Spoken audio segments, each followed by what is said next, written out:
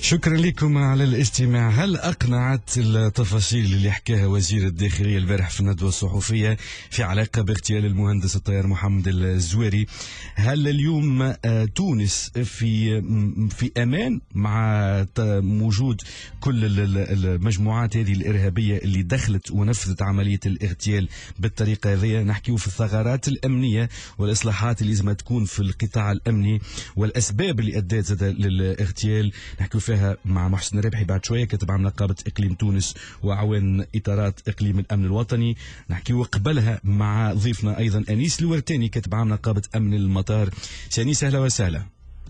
اهلا وسهلا بكم وبجميع المستمعين. شكرا لك على قبول الدعوه. سانيس، نحكيو معك في علاقه باغتيال محمد الزويري، في التفاصيل اللي حكاهم وزير الداخليه البارح، في الثغرات الامنيه زاده. خلينا نحكيو اللي صارت في موضوع الاغتيال، كيفاش اليوم دخلوا المجموعات هذه، وهل هما موجودين في تونس ولا خارج تونس؟ لانه معطيات وزير الداخليه لحد الان ما قالتش اذا كان خرجوا ولا ما خرجوش.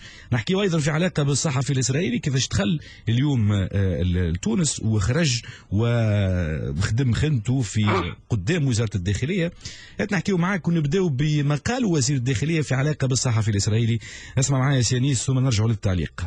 المعني حل بمطار تونس كرتاج نهار السبت 17 ديسمبر 2016 على الساعة 11:30 على متن طائرة دخلت تونس قادمة من روما، وحال وصوله إلى مطار تونس كرتاج انتقل مباشرة إلى مدينة صفاقس بمساعدة أطراف تونسي على متن سيارة مسجلة باسم زوجة أحد الأطراف هذه، وقد تم ضبطهم جميعا اليوم وعددهم 6. كان هو في حديثه مع المواطنين يتحدث اللغة الإنجليزية، وقدم نفسه على أساس أنه يتبع لقناة BBC. ثم في مناسبة أخرى قدم نفسه على أساس أنه يتبع قناة ZDF الألمانية. الصحفي هذا رجع لتونس العاصمة مساء يوم السبت، وغادر من غدوة الصباح بكري يعني يوم الأحد، وكانت المعدات اللي يملكها ما تتجاوزش كاميرا عادية. ما فيش حتى شك أنه غير مقبول أنه شخص كيف ما هذا يتنقل ويصور معناها في مكان كما ساحة 4 جانفي دون أن يثير الانتباه. التحقيق جاري حتى يثبت إذا كان ثم إخلال أو تهاون في أداء الواجب أو في الإعلام عن الصحفي هذا. إخلال وتهاون في أداء الواجب، هكا قال وزير الداخلية في الندوة الصحفية في علاقة بدخول الصحفي الإسرائيلي. تنجيو بعد شوية لتفاصيل دخول المجموعات هذه، وهل هما داخل التراب التونسي ما زالوا ولا خرجوا. سانيس الورتاني كاتب عام نقابة أمن المطار، شنو تعليقك الساعة وفي علاقة بالإخلالات اللي صارت وأنتم أكثر عباد معنيين مطار تونس قرطاج؟ والله العظيم من حق السيد وزير الداخلية أنه باش معناها يعطي وجهة النظر متاع التحقيقات أو المواضيع اللي صارت في العملية اغتيال الشهيد محمد الزويري. الشيء معناها النقطة معناها الفصل نحب خاطر دايرة لحد ثم فوضى عالمية من الناس تدعي أنها على علم باللي صار وعندها علم معناها بالحيثيات والإخلاءات والنقاط، فهمتني، اللي معناها الأمنيين قاموا بها وكيفاش جاهز يدخل وكيفاش. انا نشوف عكس هذا، خاطر يمكن الناس متسرع تحب تعرف المعلومه. انا بالعكس نشوفها نقاط قوه اللي وزاره الداخليه، ما هيش نقاط ضعف. يكون هنا اول انسان يذكر لكم الشيء هذا، وبالدليل القاطع الناس هذه جات يمكن عندها حسب من شخص ولا الحاله، هي عندها يمكن قرابه سنه وهما يحضروا الموضوع هذا. قل لي مين ليك انت المعلومه هذه ولا كذا؟ اذا احنا نقولوا من جوان بداوا يخدموا في الموضوع هذا، يعني من قبل جوان كانت الناس هذه تخطط العمليه هذه. يعني ربما يكون ما تعرف الاشياء هذه ما تخططش في اسبوع ولا مش اجهزه الامن اللي طلعته راهو الشيء هذا راهو انه من جوان. هذا الفتاه، هذه الابحاث اللي جابت. يعني كان جينا نعرفوا سيانيس كان جينا نعرفوا اللي هما من جوان قاعدين يخطوا رانا نجمنا وقفنا العمليه هذا البحال اوتوماتيكمون تتعامل مع جهاز. انا ما نحبش نمشي ديريكت، اما واضح هو الجهاز ديكلاري واعلم وقال اللي انا قمت بالعمليه ذي اقوى جهاز في العالم من سنه 43 وهو يخدم الجهاز هذايا، ومعناها مش اول اغتيال عملوا في اي دوله عربيه ولا اجنبيه. هذا يخترق الدول ويخدم على نقاط القوه ونقاط الضعف، ويزم معناها يستهدف معناها العدو نتاعو، هو يسميه العدو. مبني الجهاز هذا على تصفيه. دونك نحن لهنا كيفاش تخلوا كيفاش خرج نعطيوك بالنسبه لما انت تحكي لي هكا معناها انت جهاز امني زاد كيف راه لما تستعرض وتقول هذا جهاز امني قوي وعنده معناها انا تعترف بضعفك، تعترف بضعفك قدام الجهاز. شنو جهاز قوي؟ جهاز معناها الموساد قويه. اي هما لا هذا اثبت في العالم، هذا اثبت في العالم الجهاز هذا ملوث بالدم.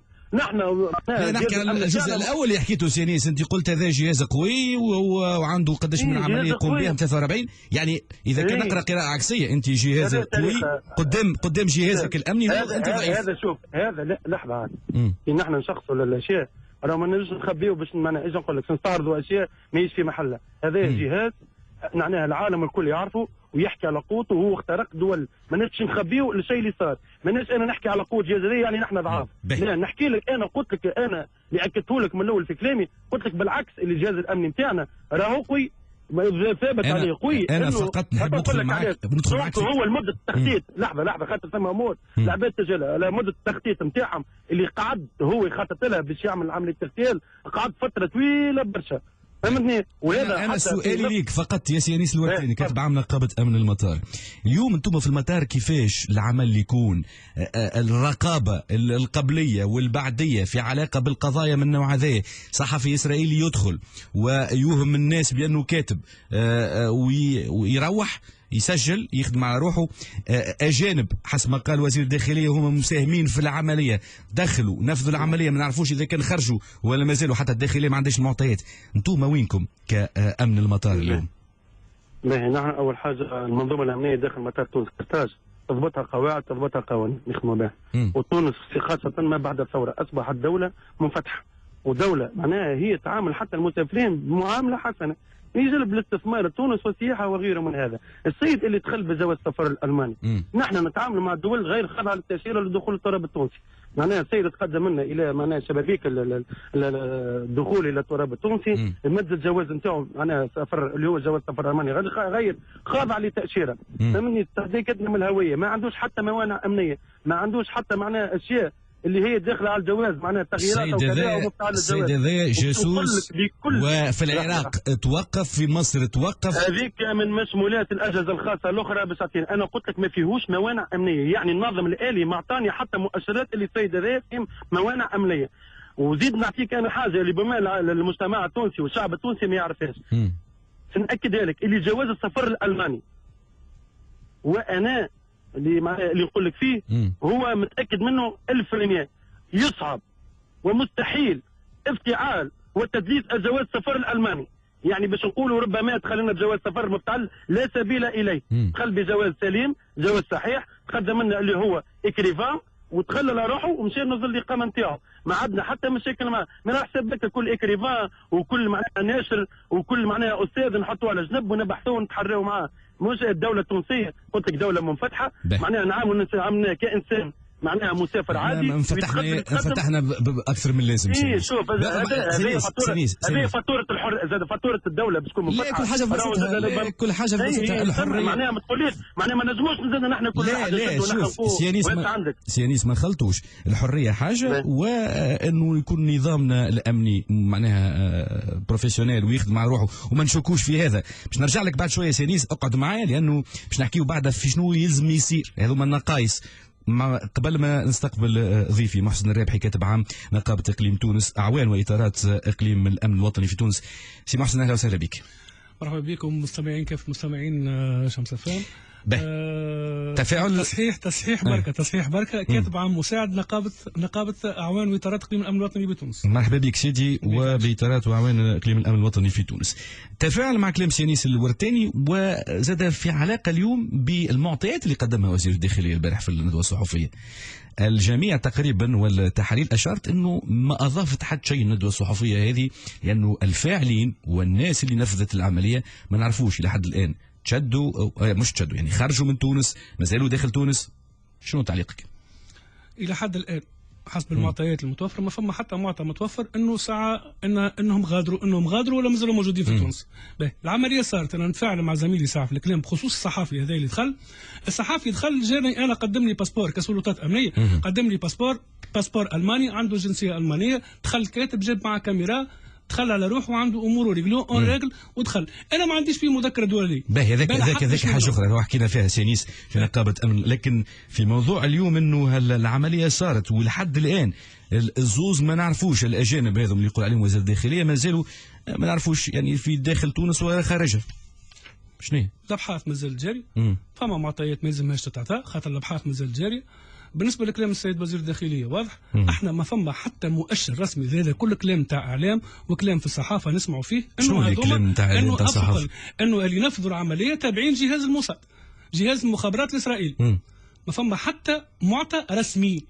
شنو معناها رسمي يا اخي؟ الموساد باش يجي يقول لك راني نفذت العمليه. خلينا نفهمك. انا كي سمعت منين سمعناها احنا قالوا سمعنا في القنوات التلفزيونيه الاسرائيليه. حماس قالت، حماس يعتبر تنظيم ماهوش دوله، لكن السيد وزير الداخليه كي تكلم من منطلق انه راهو معناها مسؤول سامي في الدوله. وزير الداخليه وزاره الداخليه ماهيش شويه كي باش يقول هو كي باش يعطي تصريح رسمي ومازالت ما عندوش معطيات رسميه. هذه راهي دوله، ماهيش منظمه، ماهيش جمعيه، هذه دوله وفما قوانين وفما اعراف دوليه. دونك ما يلزمك تخرج الكلمه وما تقول اللي جهاز ما متورط في العمليه هذه الا ما تكون عندك معطيات رسميه والابحاث ونتائج ابحاث وادله انه هالجهاز هذا متورط. شنو من المعطيات اللي باش توصلك انه الموساد عمل العمليه؟ المعطيات الكل اللي باش توصل هو اجهزه استخباراتيه كي باش توصل للاطراف اللي ينفذوا العمليه، باش تشوف شنو هو الانتماء نتاعهم، باش تشوف شكون اللي يوظفهم، اسكو هما وحده انتحار، شكون قالنا مش عمل ارهابي. شنو هو عمل ارهابي؟ شنو من سنه حتى اليوم القضيه تعدات الى اداره المكافحه. بيان سور باش تاخذها مكافحه الارهاب، لكن تو احنا نحكيو على معناها امور دوليه. كي نقولوا جهاز مخابرات ونعترفوا بالشيء هذا، دونك احنا ساعه اول حاجه اعترفنا بضعفنا كيفاش دخلونا، والمجموعه هذه اسكو موجودين في تونس وهذا مش صحيح. مش صحيح اليوم كي يتم اختراقهم. ما عندنا حتى مؤشر رسمي يقول اللي الناس هذوما تابعين وحده الانتحار التابعه لجهاز المخابرات الاسرائيلي. لا خليني من اسرائيل اليوم. مش صحيح انه حتى كما وصف واحد من محللي الكيان الصهيوني في قنواتهم انه نحن بلاد او هدف لين. لا ماناش هدف لين. ماناش هدف لين بدليل انه محاولات العمليات الارهابيه اللي صارت الكل. محاوله اجتياح بن قردان ودلت على حرفيه كبيره للامن الوطني وللجيش الوطني، باعتبار انه احنا ما عندناش تقاليد في العمليات الارهابيه. هذيك مواجهات. لا مواجهات فهمك. مواجهات راهو نحكيو على مواجهات تحكي على حرب. هذوما مجموعه تسلوا حبوا يفتكوا ارض. دونك رده الفعل تاع الوحدات الامنيه والعسكريه اللي موجوده دلت على حرفيه كبيره وفي ظرف سويعات تسيطر على الموضوع الكل.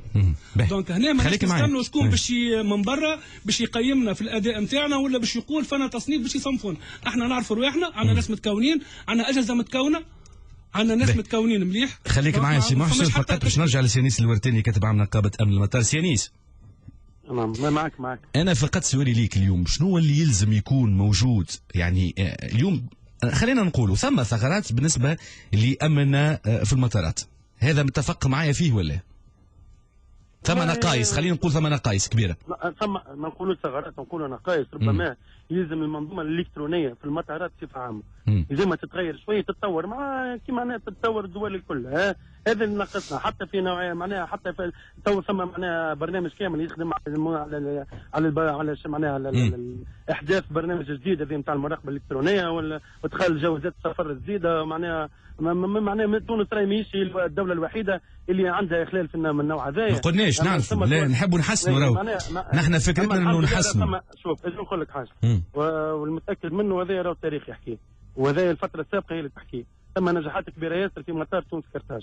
ونحكيك انا بالدليل القاطع، يعني بالدليل القاطع الناس اللي تم منحها والناس اللي تم التعرف عليه، سواء كان مغادر تونس في وقت ما ومشى لبؤر التوتر او عاد من بؤر التوتر، تم اكتشافهم حتى معناها بالخبره نتاع خبره بدون اي مواد معناها بدون اي معناها تطور الكتروني ولا اليوم، معناها الخبره الاكسبيريونس موجوده، راميش الالات هي برك اللي تطور البشر، يعني حتى الخبره الاكسبيريونس هو اللي باش يرجع من بؤر التوتر سينيس، مش يرجع لك بالمطار، هو مش يجيك كمسافر عادي. والله كنت هاو المشكل. ربما تحب نعطيك معلومه، نعطيني معلومه خاطر الطريقه الناس هذوما راهو قلت لك ديما يقراوا نقاط الضعف والاخلالات نتاعك، انه يغير لك الديستيناسيون على دوله ثانيه او ثالثه، فهمت، يعمل لك الديستيناسيون وبعد يقول لك حتى غير شكله وغير كذا، ويقول لك يجيب لك دي كونترا، ويقول لك راني كنت في السياحه في دوله الفلانيه وعدت ورجعت وكذا، ثم ناس متواطئه معاهم اطراف اجنبيه دونك كذا، وجبنا علاش نقول لك انا راهو يعني اعطيني معلومه تسع شديتوا ناس راجعه من بؤر التوتر بيان سير شنو شدينا؟ عندنا اكثر من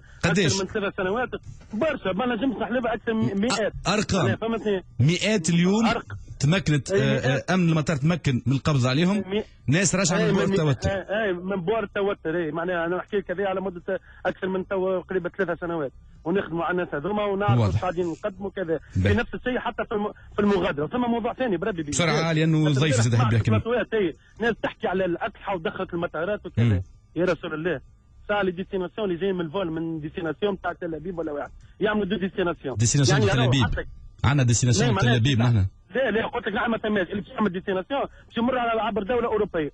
يعني ثم منظومه امنيه قبل سبقتنا نحن، ما ينجموش يخترقوها، وامبوسيبل باش يخلي هو نقطه معناها هذه استهدافه او نقطه معناها ضعفه هو باش يكشفها دوله اخرى. يعني هذه الاسلحه يعني ايش ترجح انت سيانيس دخول اسلحه كيفاش صار، او هي اسلحه موجوده في تونس؟ انا بالنسبه لي على مطار تونس كرتاج متاكد انه مستحيل باش يدخل معناها شيء من النوع هذا، وهذا بالاثبات راهو في ظروف فارغه نحن واضح واضح.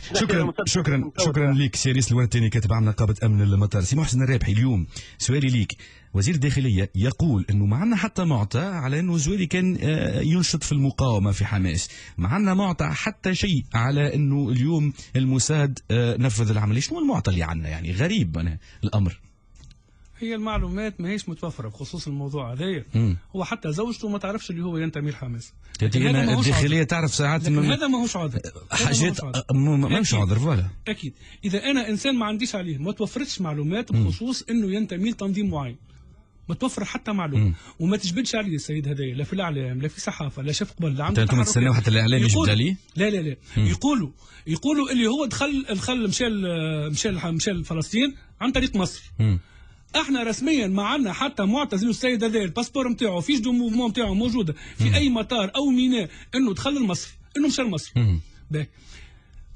ربما نقول لك يمكن نقص في المعلومه، ما فماش معلومات بخصوص اليوم. ما عندناش تعامل مع اجهزه مخابرات عربيه ولا غيره في خصوص المعلومات هذه، يعني غريب. هو تبادل المعلومات يكون موجود كافه الاجهزه الامنيه في كافه انحاء العالم، وفما الانتربول، فما معاملات وفما تبادل معلومات. بالنسبه لهذا الموضوع نتاع الشهيد محمد الزويري ما وصلت حتى ما وصلت. شنو اللي يلزمنا؟ كلمه اخيره، شنو اللي يلزمنا اليوم؟ اليوم يلزمنا الناس كلنا يقفوا لتونس. اليوم ما يلزمناش لا وقف لتونس بالله اغتنم من لغه تلقفوا لتونس يا محسن، خاطر احنا خاطر بالفاريس لا اقصد لي خليني نكمل نتكلم. اشاك فوا تصير عمليه ولو يحسونا احنا الامن انه كاننا ما خدمنا حتى شيء، ما عملنا حتى شيء. اليوم يلزمها الناس الكل تتذكر باهي الاخطاء موجوده، لكن اخذ للنجاحات اللي حققوها الامن التونسي. ماناش نقصوا في النجاحات، راهو كي نحكيو على سامحني خلينا نكمل نتكلم. استدعيتني خليني نكمل نتكلم. مثال هذا مواطن تونسي مات على اراضي تونسيه. احنا متاسفين برشا، واذا كان غايدتنا حاجه ان ما قدرناش نامنوه في بلاده، انه مات في بلاده تقتل في بلاده وعمليه غادره. لكن كل انسان باش يثبت تورطه، الابحاث قاعده جاريه باش يثبت تورطه، كسوا يكون من المؤسسه خارج المؤسسه، كسوا يكون من السياسيين خارج السياسيين في البلاد من برا، باش يتم تتبعه بالطرق القانونيه. واضح. وهذا دم تونسي رانا ماناش نسلموا فيه. شكرا لك سي محسن الرابحي، يعطيك الصحه، كاتب عام نقابه اطارات واعوان اقليم الامن.